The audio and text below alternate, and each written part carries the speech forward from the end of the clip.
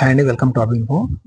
త్వరలో జీహెచ్ఎంసీ పరిధిలో అలాగే తెలంగాణ వ్యాప్తంగా డబుల్ బెడ్రూమ్ అనేది పంపిణీ చేయబోతున్నట్టు మనకైతే సమాచారం అయితే వచ్చింది. వివరాల్లోకి వెళ్దాం. కొత్తగా మన ఛానల్ ఎవరైతే ఫస్ట్ టైం విజిట్ చేశారో సబ్స్క్రైబ్ చేసి లైక్ చేసి సపోర్ట్ చేయండి. లైక్ చేయడం మర్చిపోద్దు. మీరు లైక్ చేయడం వల్ల మరింత ఉత్సాహంతో మీ ముందుకైతే వీడియోస్ అయితే తీసుకొస్తాను ఇన్ఫర్మేషన్తో. ఇక వివరాల్లోకి వెళ్దాం.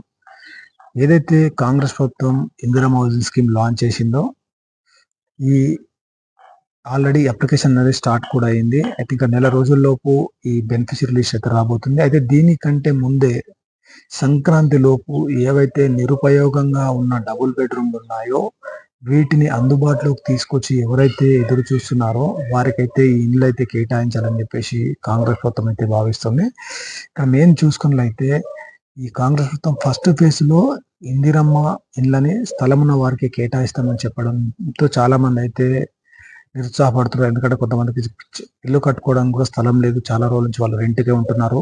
అయితే వీరికైతే ఫస్ట్ ఫేజ్ లో ఈ డబుల్ బెడ్రూమ్లు ఏవైతే ఉన్నాయో వీటిని ఈ ఇండ్లు జాగా కూడా లేని నిరుపేదలకు ఇస్తే కొంతవరకు ప్రభుత్వంకి కూడా ఆర్థికంగా సేవ్ అవుతుందనే ఉద్దేశంతో ఈ ఈ డబుల్ బెడ్రూమ్లు ఏవైతే ఉన్నాయో సొంత స్థలం లేని నిరుపేదలకు అలాగే ఈ గతంలో ఎంపికైన నిరుపేదలు ఎవరైతే ఉన్నారో వీరికైతే కేటాయించాలని చెప్పేసి ప్రభుత్వం అయితే ఆలోచిస్తుంది.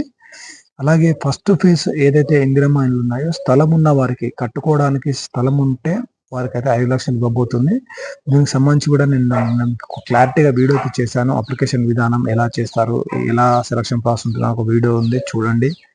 ఇదండి మొత్తానికైతే కాంగ్రెస్ మొత్తం అయితే ఎవరైతే ఈ డబుల్ బెడ్రూమ్ కోసం ఎదురు చూస్తున్నారో వీరికైతే అంటే సంక్రాంతి లోపు ఈ డబుల్ బెడ్రూమ్లు పూర్తి చేసి సంక్రాంతి తర్వాత ఇవ్వడానికి అయితే సిద్ధపడుతుంది. ఆల్రెడీ నేను డైలీ మీకు వీడియోస్ అయితే చేస్తున్నాను. అంటే కొన్ని ప్లేసెస్లో కరీంనగర్లో కావచ్చు, అటు కొత్తగూడెంలో కావచ్చు, భద్రాచలంలో కావచ్చు ఈ డబుల్ బెడ్రూమ్లో పంపిణీ అనేది క్లియర్గా జరుగుతుంది.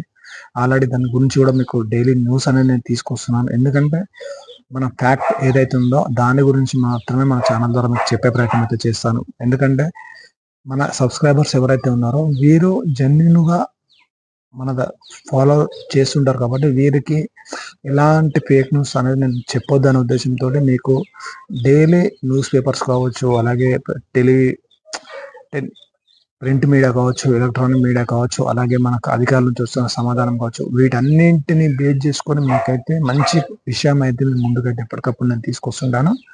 కాబట్టి మీరు ఫేక్ న్యూస్ మాత్రం ఎట్టి పరిస్థితుల్లో స్ప్రెడ్ చేయండి. మీరు కేవలం నా ఛానల్లో మంచి కంటెంట్ మాత్రమే చూడండి. దీనికి మీ సపోర్ట్ ఎప్పుడు నాకు కావాలి. మీకు మంచి మంచి ఇన్ఫర్మేషన్ నేను తీసుకొస్తాను. ఏదైతే డబుల్ బెడ్రూమ్ ఉన్నాయో వీటిని త్వరలోనే మీ ముందుకైతే కాంగ్రెస్ ప్రభుత్వం తీసుకురాబోతుంది. దీని గురించి నేను మరొక వీడియో అయితే చేస్తాను, ఎప్పుడైతే ఏంటి అనేది. ప్రజెంట్ మన ఛానల్ అయితే సబ్స్క్రైబ్ చేయండి, లైక్ చేసి సపోర్ట్ చేయండి. Thank you.